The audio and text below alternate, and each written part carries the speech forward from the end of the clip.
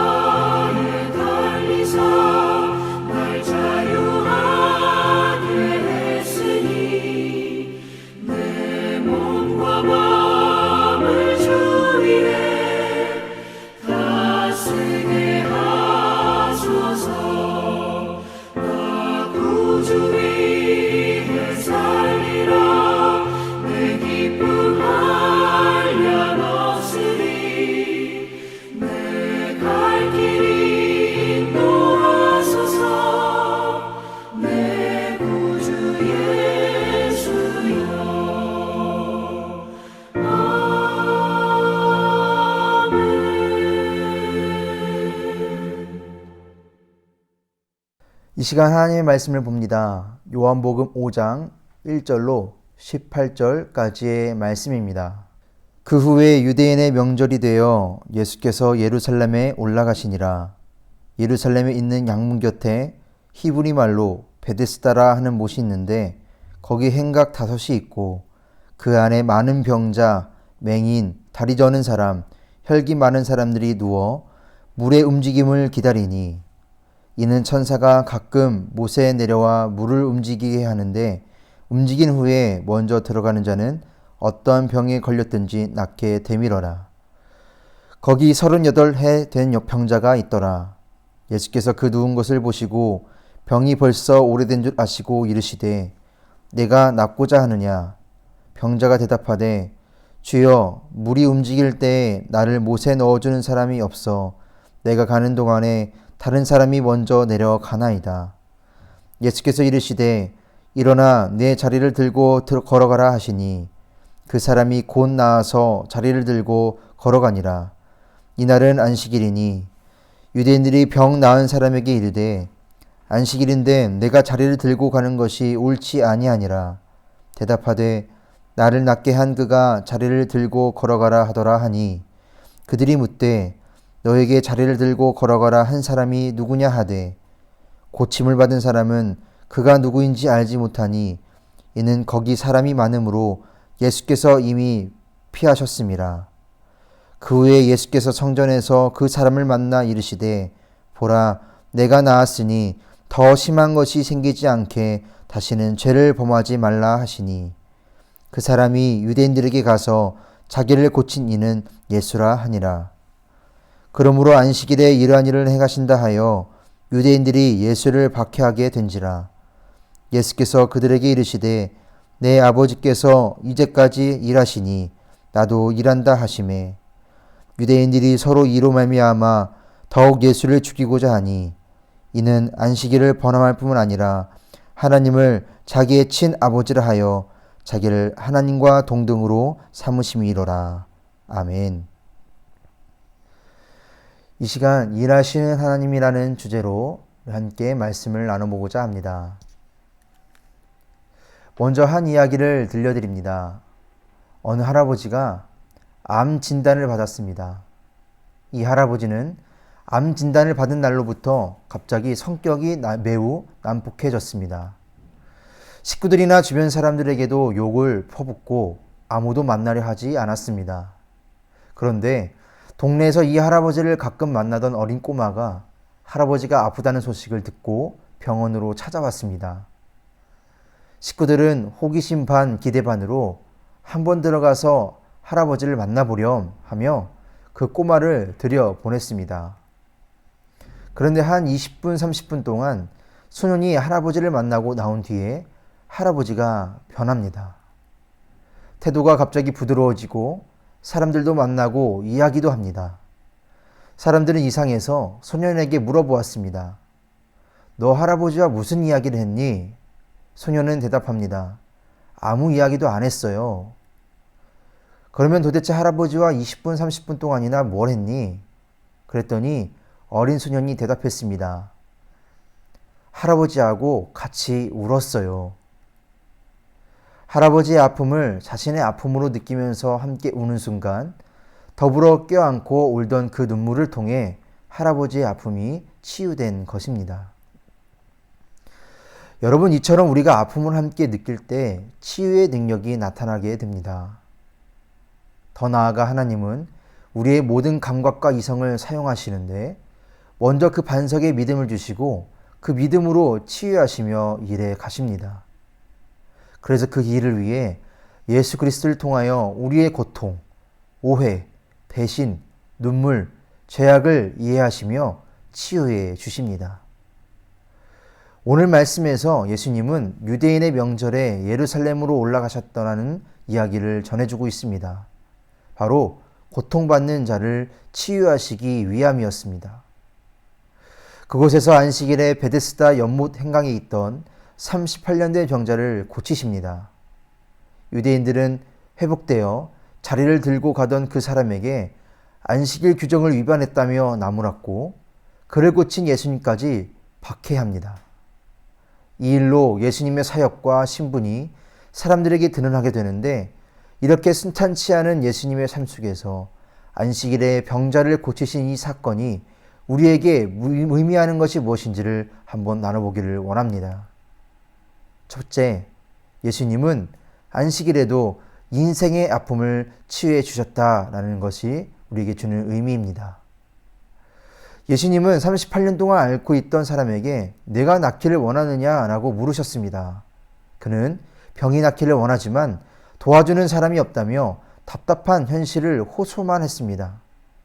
이에 예수님은 내 자리를 들고 걸어가라고 말씀하셨습니다. 그때 그 사람은 곧 나아서 자리를 들고 걸어가게 됩니다. 이 모습을 본 유대인들은 안식일에 자리를 들고 걸어가는 것은 옳지 않다며 지적합니다.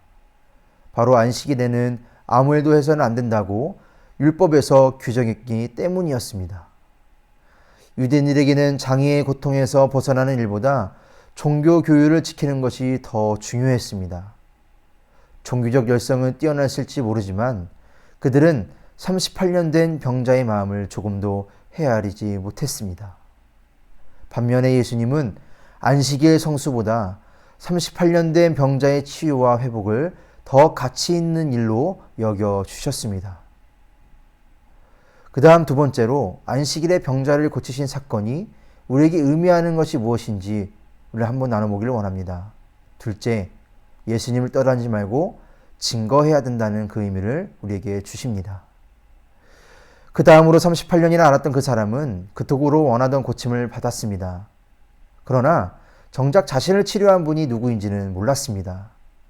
얼마 뒤 예수님은 성전에서 이 사람을 다시 만나 더 나쁜 일이 생기지 않도록 죄를 짓지 말라고 하셨습니다. 이는 육체의 질병보다 영적 타락인 죄가 더 심각한 문제임을 깨우쳐 주시기 위함이었습니다. 여러분, 치유받은 병자처럼 하나님의 은혜를 받은 사람은 주 안에서 거룩하게 살 의무가 있는 법입니다.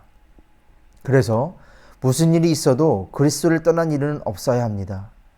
율법의 형식주의에 빠진 유대인들은 예수님의 이적을 무시하기만 했습니다. 그러나 병자는 유대인들에게 가서 자신을 고쳐주신 분이 예수님임을 증거하기 시작합니다. 여러분, 우리는 하나님의 은혜와 사랑으로 살은 사람들입니다. 고침받아도 또다시 고침받아야 하는 인생이 바로 인간의 삶인 것입니다. 그래서 우리는 어느 순간에서라도 예수님을 떠나지 않고 그 은혜를 열심히 증거하는 삶을 살아가야만 합니다. 사랑하는 성도 여러분, 예수님을 떠나지 마시기 바랍니다. 오직 예수님을 통해 또다시 일어서시는 삶이 되시기를 바랍니다. 바로 그 예수님의 능력과 권위가 우리의 삶을 새롭게 하심을 믿고 힘겹더라도 주 앞에 더욱 나아가시기를 축복합니다. 마지막으로 세 번째, 안식일에 병자를 고치신 사건이 우리에게 무엇을 의미하는지를 보기를 원합니다. 셋째, 예수님은 하나님과 동등한 권위로 일하셨다라는 그 의미가 우리에게 전달됩니다. 유대인들이 율법을 어겼다며 박해하자 예수님은 내 아버지가 일하시니 나도 일한다며 안식일에 일하신 이유를 밝히십니다.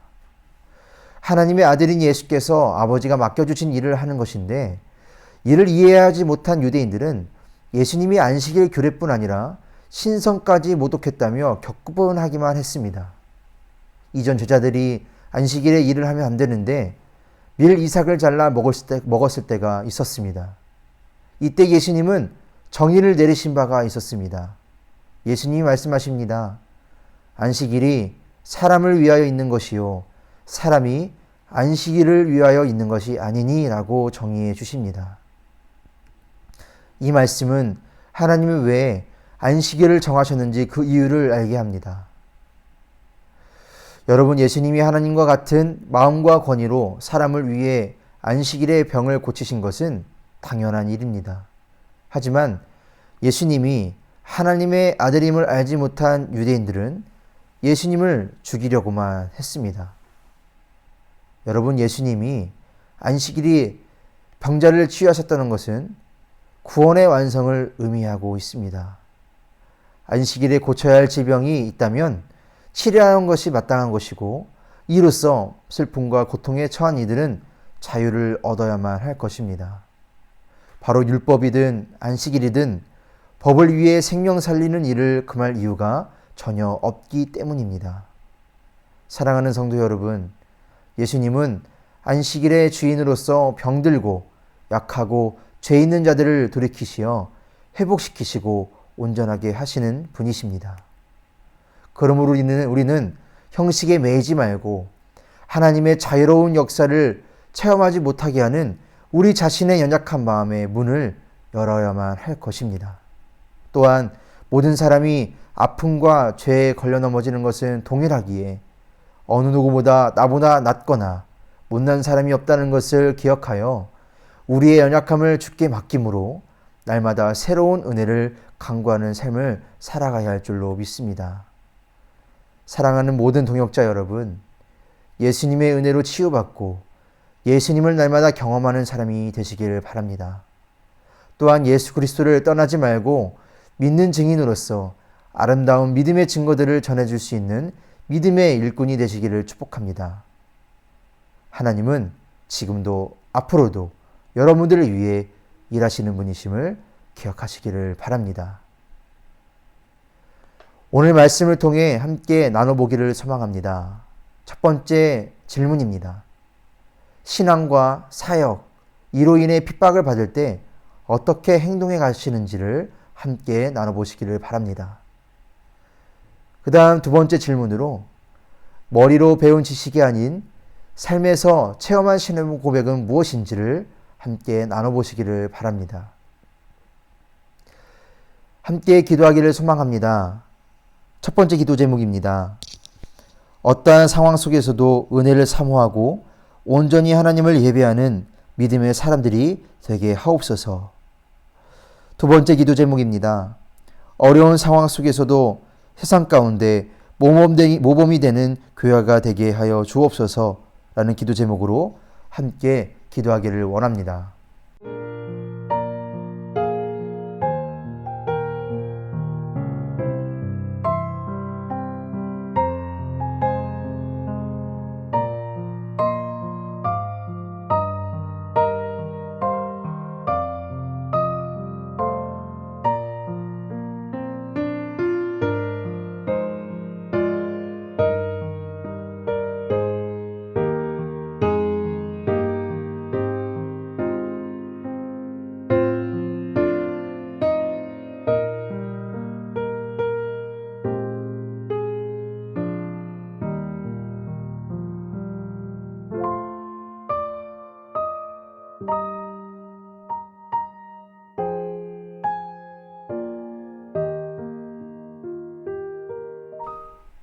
기도하시겠습니다. 거룩하신 하나님 아버지, 믿음을 가지고 이 온라인 속회로 모일 수 있게 하시니 감사를 드립니다. 이번 주는 일하시는 하나님이라는 주제로 말씀을 묵상해 봅니다. 나와 형식이 뒤바뀌어 살아가고 있지 않은지를 돌아봅니다. 종교적인 형식 또는 예배의 형식과 직분의 형식으로 나의 신앙이 멈추지 않았는지를 돌아보며 주님께 간구하며 나아갑니다. 주님, 날마다 주님을 의식하고 또한 하나님을 사랑하며 나아갈 수 있는 그 믿음으로 살아갈 수 있도록 인도하여 주옵소서. 뿐만 아니라 늘 내 곁에 계신 예수님을 늘 의식하고 나 또한 주님 곁에 있기를 날마다 소망할 수 있는 믿음이 되게 하여 주옵소서. 속회를 위해 기도합니다. 더욱 우리 속회원들이 항상 모이기에 힘쓸 수 있도록 인도하여 주시고 이 모임을 더욱 사랑할 수 있는 우리 모두가 되게 하여 주옵소서. 이 시간 속회 예물을 드립니다. 구별하여 드린 모든 속회 가족들에게 하나님의 복을 더하여 주시고 하나님의 뜻대로 살아가는 복을 더하여 주시옵소서. 이 모든 말씀 살아서 역사하시는 예수님의 이름으로 기도합니다. 아멘.